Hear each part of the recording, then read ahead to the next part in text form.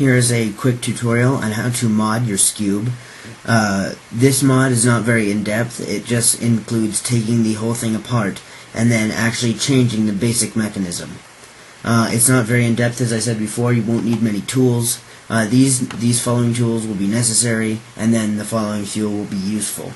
What you'll need is a slot screwdriver, or really long hard fingernails, I guess, if you really wanted to use that. You'll need a large slot screwdriver. You'll need a large Phillips head screwdriver to take the screws out of the inside. And then optional, you need tweezers to help remove the ball bearings and the springs, and then an X-Acto knife, utility knife, something like that, to help separate the corner pieces that you'll be modding. So first, what you want to do, I'll zoom in a little bit here. First, what you want to do is find one corner of your Skewb. See how these two squish in like this? The two diagonals squish in, and these ones don't. You want to go next to these, because the little clips are here, and putting it in here will allow you to pry it apart. If you put it in here, nothing would happen. So you want to stick your slot screwdriver in here, push it in a little bit, and then just pop up. Like that. That will remove one center cap. Now you want to completely take apart your Skewb.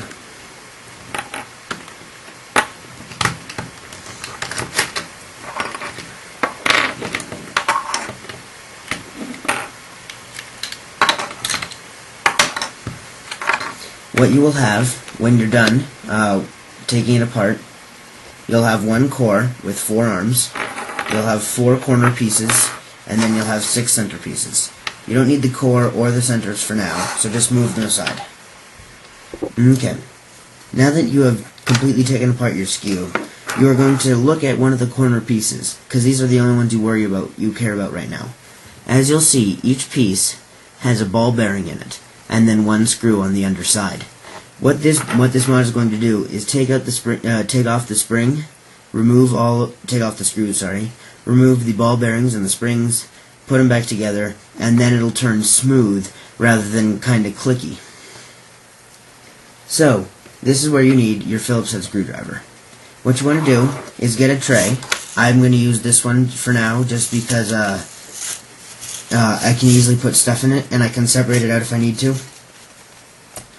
So what you want to do is you want to take apart, put your Phillips head screwdriver in here, and then turn it about 1 to 2 turns to loosen it enough to use. So I'm going to do it over one of these cups in case the ball bearings want to fly out, because there are springs behind them. So what you want to do, loosen it 1 to 2 turns. There we go. Now if you pull it like this, it'll either break along this seam or this seam. Let me zoom in a little bit.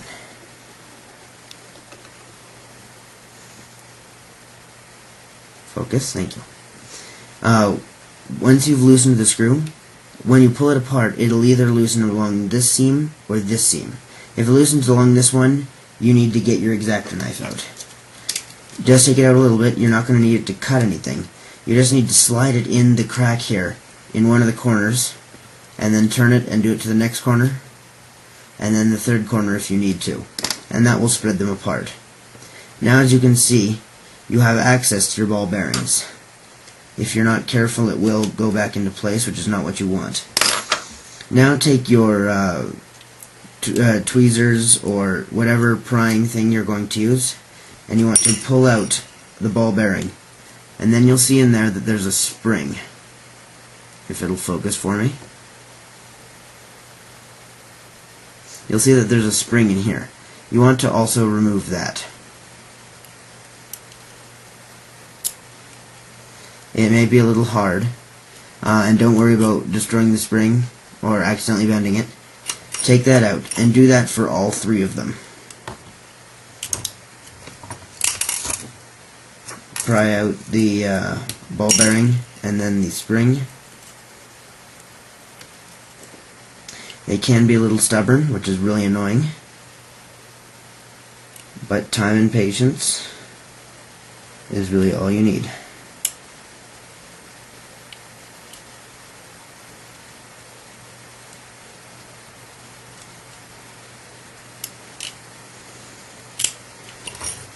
and do that, like I said, for all 3 of them. I'm only going to show you one as an example, and I'm going to let you do the last 4 by yourself. So now that you've taken out all 3 of those, all you need to do is retighten this with your Phillips head screwdriver. Make it so it's snug, not too tight, because then it'll be hard to put back together if you want to change it. And now you have one completely modded corner piece. So now I'm going to stop the video and do the other 3. I'm assuming that you can do those 3 by yourself with the instructions I just gave you for that one. Now that you have taken all of the bearings and springs out of your Skewb corners, you should, if you want to, you can count your pieces, and you should have 12 springs. Ugh. Sorry about that. You should have 12 springs and 12 ball bearings. So, your corner should look like this, with all 3 springs and ball bearings removed. You do not have to necessarily take out the springs, but I would recommend it because it gets annoying when they start falling out and rattling around inside your Skewb. You start to wonder if it's broken or something. So, you can go find the link, you can go search through my profile and find the how to reassemble a Skewb tutorial if you want to. But if you know how to put it back together yourself, then just do that now, and I will cut back in a second or 2 with my whole Skewb reassembled. I have reassembled my Skewb without the ball bearings and screws. You can turn it, and you will realize that instead of having the clicking mechanism relative to the V-Cube 6, and very much like the Polymorphinx and the Pyraminx, it will be very smooth. It will be smooth, fluid turning, but you will realize, as with the Polymorphinx, that if you don't turn it enough, you can turn it and then it will lock up more because the ball bearings are not there to put it into place. For speed solving, I would definitely recommend not using springs and ball bearings, but it's completely up to you. All you have to do is the reverse of the steps that I've taught you if you want to put it back to normal. You may find that some of your sides are a little tighter than others, or that all of your sides are tight. And if that's the case, then what you should do is take your Skewb and do the step again to pry off